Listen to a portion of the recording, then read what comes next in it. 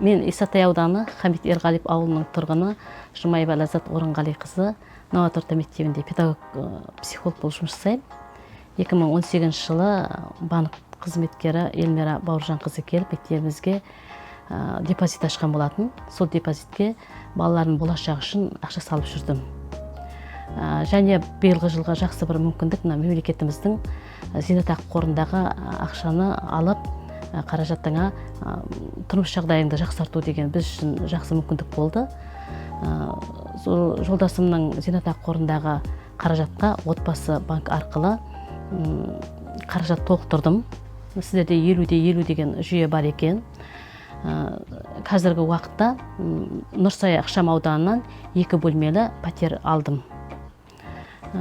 Қазір мен сіздерменен отбасы банкпенен тығыз байланыста жұмыс жасап жатырмын.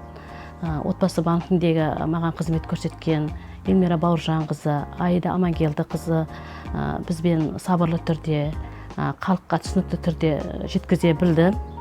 Әр уақытта біздерге құжаттарымыздың дұрыс рәсімделуіне байланыс жасап, сіздерде жаңағыдай қиындықтар болып жатқан жоқ па деген қиындықтар болып жатқан жоқ па деген жаңағы байланыста болды бізденен.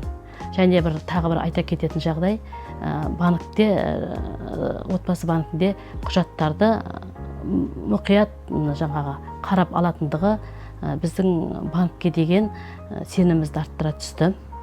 Енді мен осы отбасы банкіне рахмет айтамын, жұмыстарыңызға табыс тілеймін. Өзімнің отбасым атынан сіздерге ризашылығымды білдіремін және осындай баспаналы болып жатқаныма қуаныштымын.